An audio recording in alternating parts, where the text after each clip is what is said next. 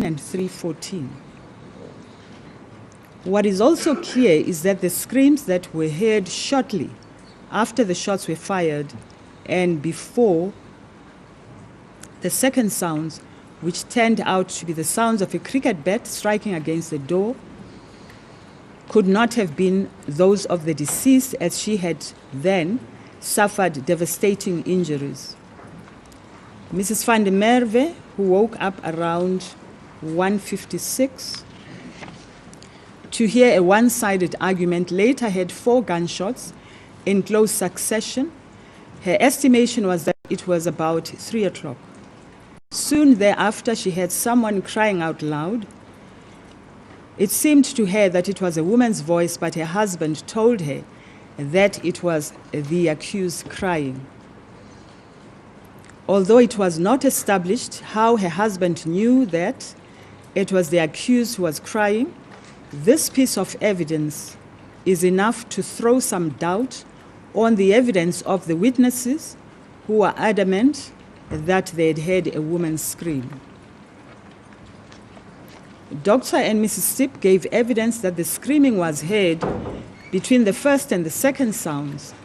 Mr. and Mrs. Ntlengetwa's evidence was that the crying out loud occurred shortly after the first sounds.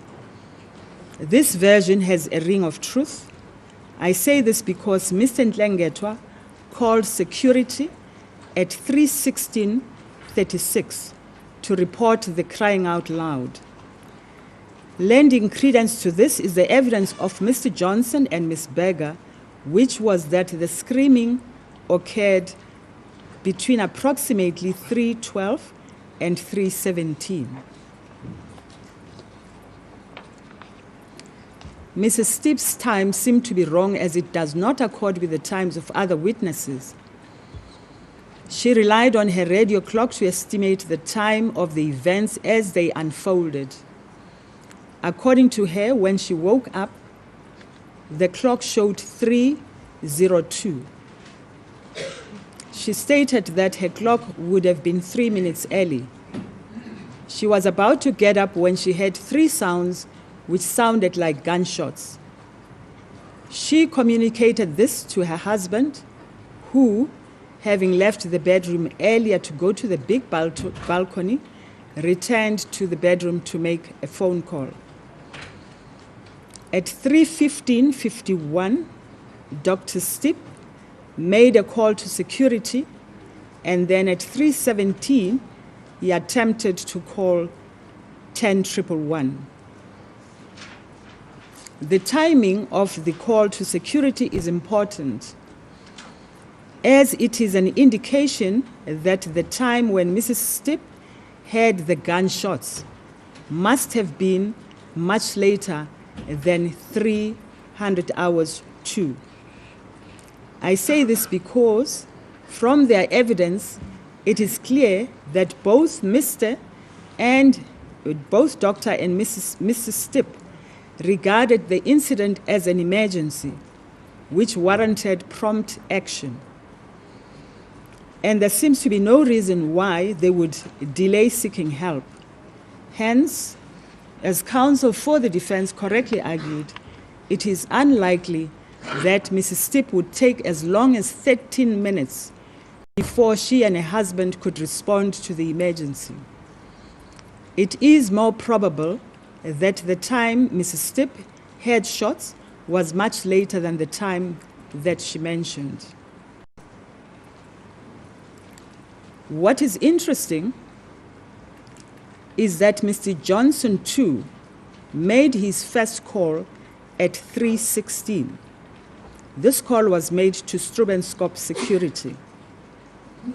This time is closer to the time mentioned by the Stipps as the time Dr. Stipps made a call to security. Johnson made the call soon after he and his wife, Ms. Berger, had heard what they described as a woman screaming. They also heard a man shout help 3 times. It was only after this that they heard what they described as gunshots. It is clear from the rest of the evidence that these were actually sounds of a cricket bat striking against the toilet door. Mrs. Motswane, a neighbor of the accused, woke up to hear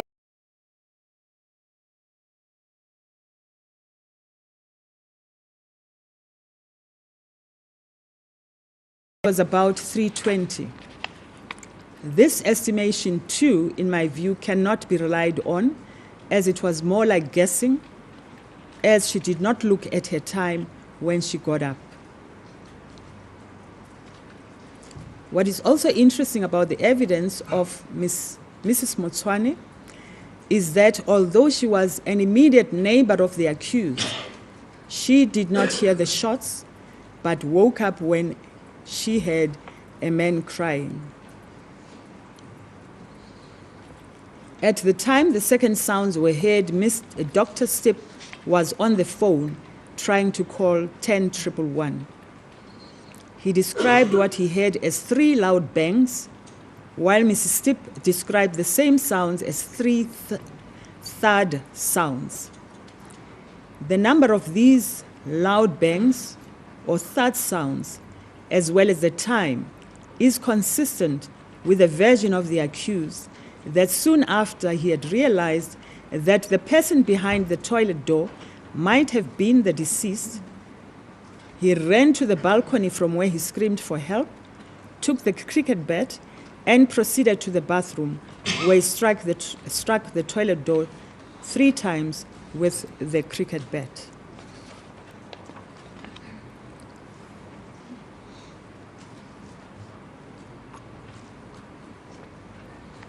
Having dealt with the gunshots and the cricket bat sounds, the next question is, can the version of the accused that he is the one who was screaming on the morning of 14 February 2013 reasonably possibly be true? It is important to recap the state's theory, which was that the accused and the deceased had an argument in the early hours of that morning, an argument that was heard by Mrs. van der Merwe, that the deceased fled to the toilet, that the accused followed her there, and in the heat of further argument, the accused shot and killed her. In support of this theory, State Counsel pointed to, among other things, that the accused had, I'll have to rephrase that.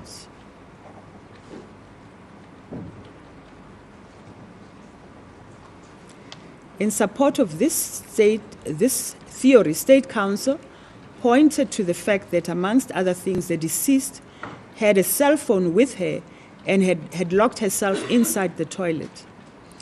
In my view, there could be a number of reasons why the deceased felt the need to take her cell phone with her to the toilet. One of the possible reasons may be that the deceased needed to use her cell phone for lighting purposes, as the light in the toilet was not working. To try to pick just one reason would be to delve into the realm of speculation. The state also led the evidence of WhatsApp messages that went to and fro the accused and the deceased a few weeks before the deceased was killed. The purpose of such evidence was to demonstrate to this court that the relationship between the accused and the deceased was on the rocks, and that the accused had a good reason to want to kill the deceased. In a bid to persuade this court otherwise, the defendant or the defense placed on record more WhatsApp messages that painted a picture of a loving couple. In my view, none of this evidence from the state or from the defense proves anything. Normal relationships are dynamic and unpredictable most of the times, while human beings are fickle. Neither the evidence of a loving relationship nor of a relationship turned sour can assist this court to determine whether the accused had the requisite intention to kill the deceased. For that reason, this court refrains from making inferences one way or the other in this regard. There is also the matter of partially digested food that Professor Simon found in the stomach of the deceased body during the post-mortem examination of the deceased. Counsel for the state submitted that this fact was a strong indication that dinner was not at 1900 hours the night before, as alleged by the accused, but closer to the time when the deceased was shot dead. He argued that would explain the, I quote, argument, close quote, that was heard by Mrs. van der Merwe just after she had woken up at 1:56.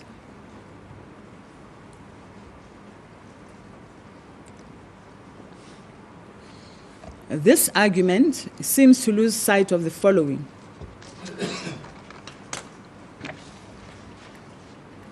One, that the experts agreed that gastric emptying was not an exact science. It would therefore be unwise for this court to even attempt to figure out what the presence of partially digested food might mean, as the evidence before this court is inconclusive. However, even if this court were to accept that the deceased had something to eat shortly before she was killed, it would not assist the state, as the inference sought to be drawn by the state from this fact is not the only reasonable inference. She might have left the bedroom while the accused was asleep to get something to eat. What complicates this matter is that it is not even clear when and if the alarm was activated at any given time that evening or that morning. Two, that Mrs. van der Merwe had no idea where the voice came from, what language was being spoken, or what was being said. Accordingly, there is nothing in the evidence of Mrs. van der Merwe that links what sounded like an argument to her to the incident at the house of the accused. What is of significance, however, is that Mr. Peter Barber, the security guard, was near the house of the accused at 2:20 on patrol. There is no evidence that Mr. Barber heard or saw anything untoward at the accused house at the time. I now deal with the defense case. The accused evidence is important, as the accused is the only one who can tell this court how the incident happened. This evidence shall therefore be set out in detail. The accused evidence was that on the evening of 13 February 2014, at about 1900 hours, he and the deceased had dinner at his house. Soon thereafter, he had gone to bed early as he was tired. He estimated that the time was about 2100 hours. In the early hours of the morning, he woke up to find the lights switched off. However, the sliding door was open and the two fans in the doorway were on. He spoke briefly to the deceased, then got out of bed to bring the fans inside, close the sliding door, and draw the curtains. It was pitch dark, except for a slender blue LED light that came from the amplifier. He picked up a pair of jeans belonging to the deceased and was about to place it on the blue light to block it out when he heard what sounded like the bathroom window sliding open and striking the frame. He thought it was an intruder gaining entry into his home, coming to attack him and the deceased. He was on his stumps and he felt vulnerable.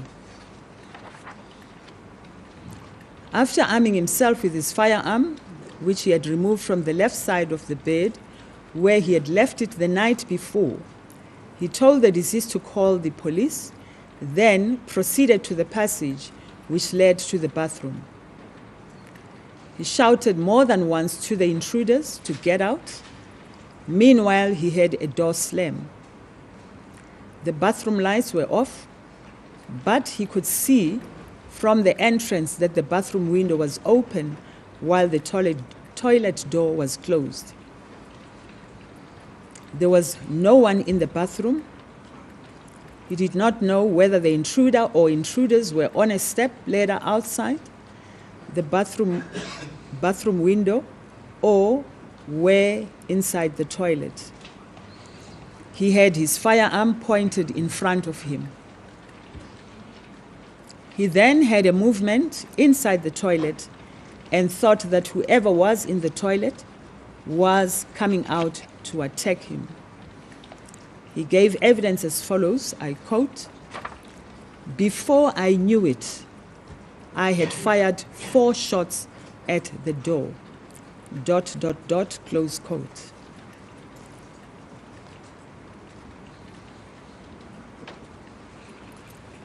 He went back to the bedroom only to find that the deceased was not in the bedroom. It then occurred to him that the person he had shot at in the toilet might have been the deceased. He returned to the bathroom and found the toilet door locked. He returned to the bedroom, opened the sliding door, and screamed for help. He then put on his prosthesis, returned to the bathroom, and tried to open the door by kicking it. The door did not budge. He went back to the bedroom where he removed a cricket bat. At the time, he was screaming, shouting, and crying out. Back in the bathroom, he struck the door with a cricket bat 3 times. When the door panel broke, he removed the key, which was on the floor, and opened the door. The deceased was lying in a sitting position on the floor with her head on the toilet bowl.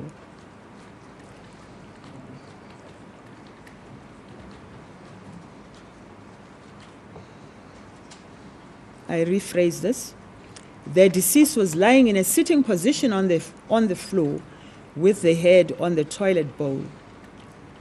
After a brief struggle to lift up the deceased, the accused finally managed to carry the deceased downstairs. He was descending the stairs when Mr. Stander and his daughter, Mrs. Viljoen, walked in. Stander was responding to the accused's call for help that the accused had made earlier when he had spoken to him on the phone.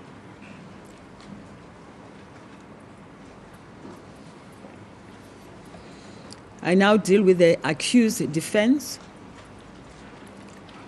A perusal of the evidence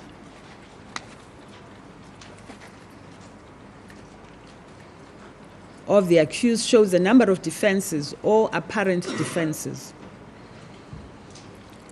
On the version of the accused, it was not quite clear whether he had intended to shoot or not. This was exacerbated by the fact that Dr. Merrill Foster called on behalf of the accused, placed on doubt the accused's culpability at the time of the incident. Dr. Foster's evidence was that the accused suffered from a general anxiety disorder, which may have affected his conduct at the time of the incident. Before dealing with the implications of Dr. Foster's evidence, however, it is convenient to scrutinize the evidence of the accused first, which might shed light on this defense. I've selected a few extras from the accused evidence. The shooting was an accident. The accused said he shot in the belief that the intruders were coming out to attack him. He did not have time to think. He never intended to shoot anyone. He pulled the trigger when he heard the noise. He fired into the toilet door. He did not purposefully fire into the door. He fired shots at the door, but he did not do so deliberately. He never aimed at the door. The firearm was pointed at the door when he discharged his firearm as he got a fright. He remembered pulling the trigger in quick succession. However, he could not remember firing specifically 4 shots. He, and I quote, fired before I could think, before I even had a moment to comprehend what was happening, close quote. I pulled the trigger at that moment when I heard the noise. I did not have time to think about what was happening. He stated once more, quote, before thinking, out of fear, I fired the shots, close quote. The discharge of the firearm was accidental, as he claimed that he did not intend to discharge his firearm, in that he, I quote, was not meaning to shoot at anyone, close quote. He, quote, shot because I was at that point with that split moment. I believe somebody was coming out to attack me. That is what made me fire. I leave out something. Out of fear, I did not have time to think. I discharged my firearm, close quote. When the accused was asked to explain what he had meant by accident when he gave his evidence, he answered as follows. I quote, the accident was that I discharged my firearm in the belief that an intruder was coming out to attack me. I leave out something. So, the discharge was not accidental. Or was the discharge accidental? His answer, the discharge was accidental, my lady. I believed that somebody was coming out. I believed the noise that I heard inside the toilet was somebody coming out to attack me or to take my life, close quote.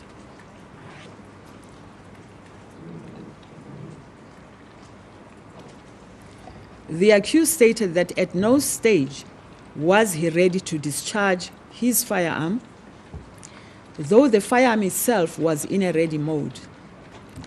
He confirmed that he had released the safety mechanism on the firearm in case he needed to use the firearm to protect himself.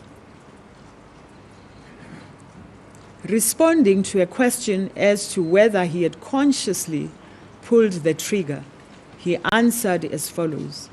I quote, I did not think about pulling the trigger. As soon as I heard the noise, before I could think, I leave out something, pulled the trigger, close quote.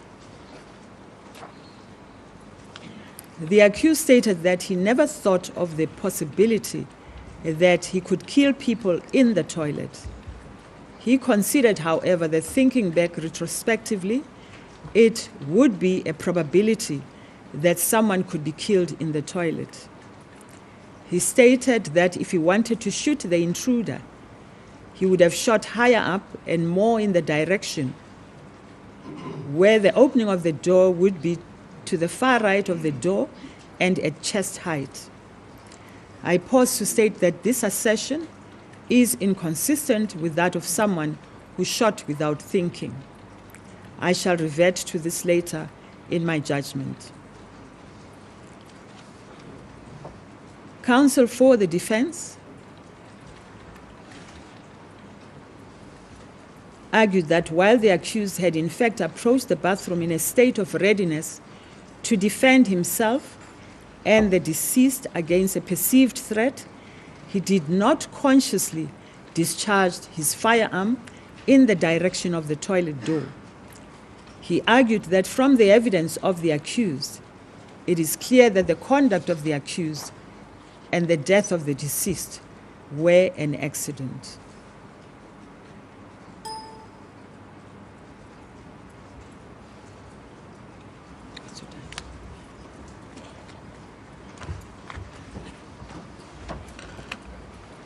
We shall take an adjournment. We'll be back at 11:30. Stand me up, rise and call the blood.